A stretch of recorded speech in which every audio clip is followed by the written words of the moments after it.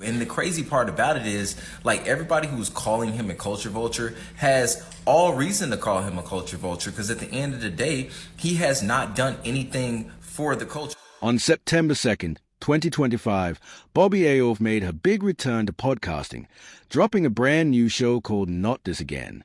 Now, this isn't her first rodeo. Remember, she previously ran the Really Good podcast. But this time, things felt different, and the rollout already had people buzzing. And just when fans thought they knew what to expect, guess who slid into the picture? Music. Drake. Of course, Drake and Bobby have crossed paths before.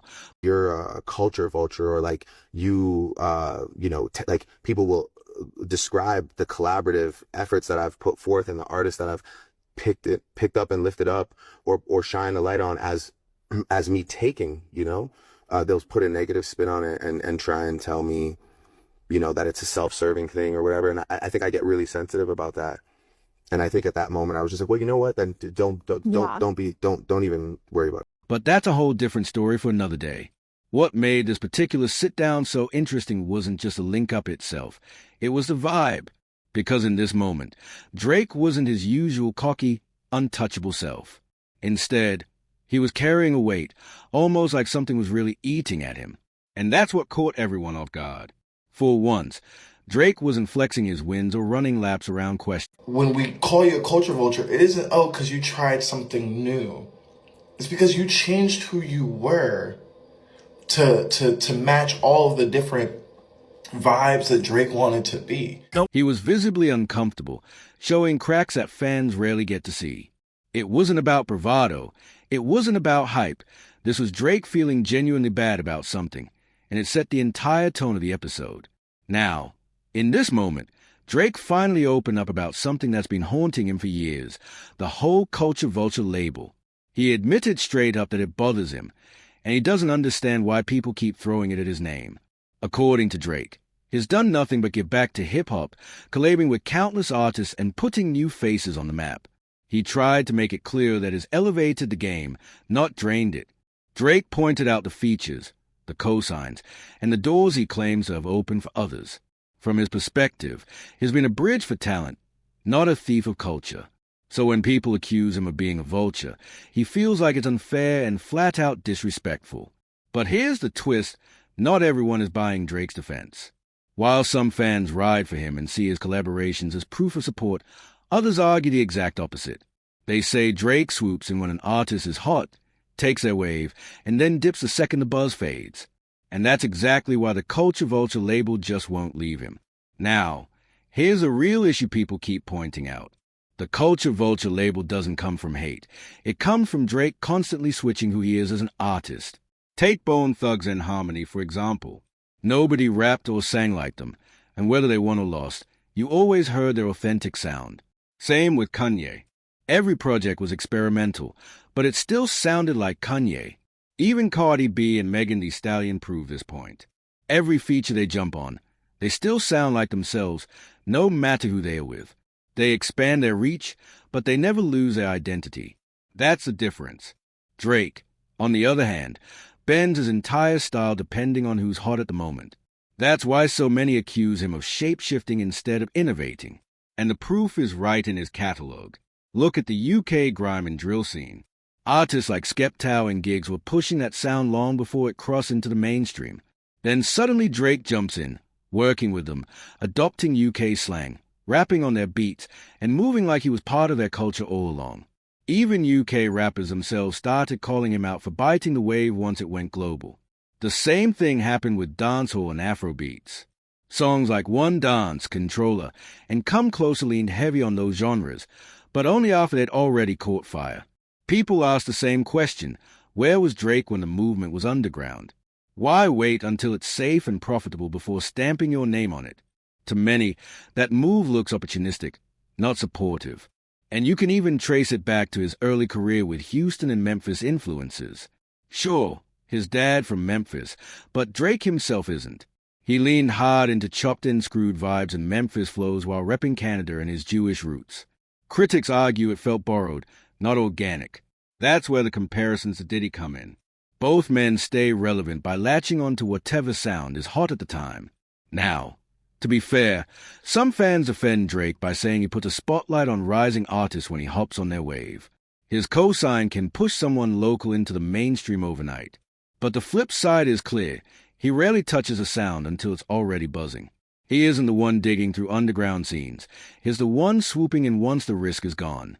And that's why the Culture Vulture label refuses to leave him. Man, damn. This is where it really gets wild. Because the argument is To be completely insane that he is sitting next to a culture vulture, being a culture vulture himself, and he is expressing how it makes him feel sad that we are calling him a culture vulture, and he's expressing this to someone who does the exact same thing. And to me, it's literally insane. It's like you looking yourself in the mirror talking about why you feel the way you do. isn't just that Drake is a culture vulture. It's that he's literally sitting across from another culture vulture while making his case. That's a part that's blowing people's minds. It's like watching two mirrors face each other, both reflecting the same game. Now, you can definitely see where that criticism is coming from. On the surface, it feels hypocritical and even a little insane. But at the same time, let's not act We wouldn't be able to say, man, that sounds like a bar that Drake would rap, right? Or, I don't know, like that's a Drake type of sound, right? That's the type of a beat that Drake would rap over. We would not be able to use those phrases and they ring any truth whatsoever if Drake has not contributed significantly to the art form over these 16 years. Does that make sense to anybody? like Drake doesn't have an army of supporters. His fan base is ride or die, and no matter how many times these accusations come up, they'll defend him to the bitter end. Now, here's where things get tricky, because the argument being made is actually pretty sharp. The point is this: if Drake truly has no style of his own, then why do producers label beats online as Drake-type beats? Think about it. You can search YouTube right now for West Coast beats, Crip Walk beats, or Drake-sounding beats. That alone proves Drake left a fingerprint deep enough on the culture that people know exactly what a Drake sound is. Yes, that DNA has evolved from 2005 to now, but it's still there. Enough rappers have been influenced by him to say, without a doubt, he carved out a lane of his own. But wait, the argument doesn't stop there. The same guy breaks it down even further, saying you have legends like Jay-Z, Kanye West, and Beyonce, artists who people argue are the greatest of all time in their fields. And Drake is written for all of them. With Jay-Z, he hasn't just written, he's traded bars with him on multiple records. If you can create intellectual property for names like that, you can't be dismissed as just a clout chaser or a vulture. It's proof you contributed something real to the foundation of the culture itself, and that's not an argument you can just brush off. Still, the real critique isn't just about sound, it's about identity. And that's where Kendrick Lamar's A Not Like Us comes in, cutting straight to the core. Drake's background is complicated. Half Black American, half Jewish, raised in middle-class Toronto. He's not an outsider in skin tone, but many argue is an outsider in experience. Because instead of repping one authentic identity, he bends his accent, slang, and even whole personas depending on which sound is trending. That's not cultural inspiration, that's cultural imitation. And that's exactly what Kendrick was pointing at in that record. To be fair, it's normal to be influenced by others. Any creator will tell you their style is shaped by what came before them. But the difference is, influence doesn't erase your core DNA.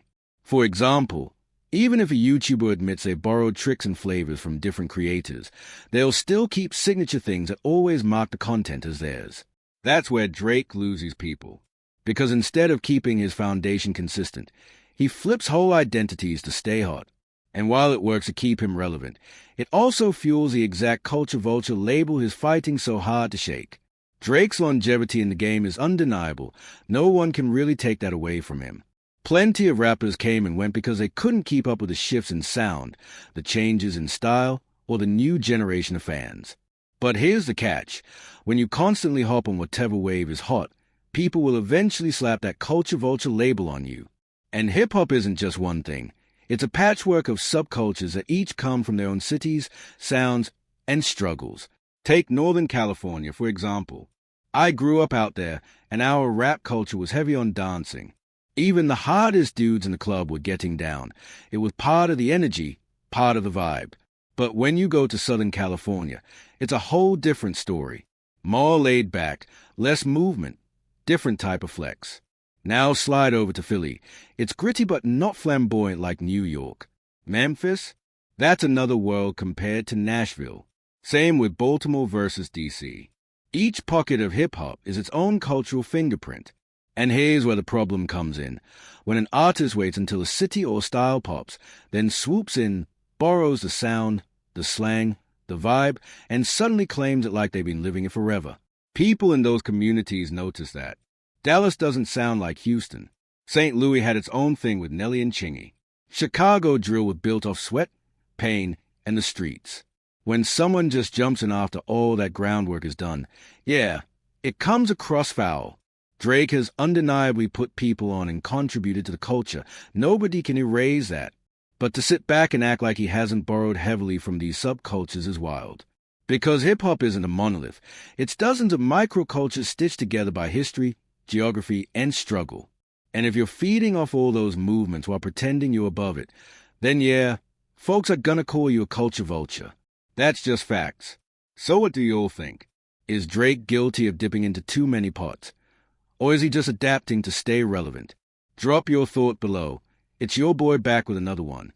Make sure you like, subscribe, and hit the bell, because this conversation ain't stopping anytime soon.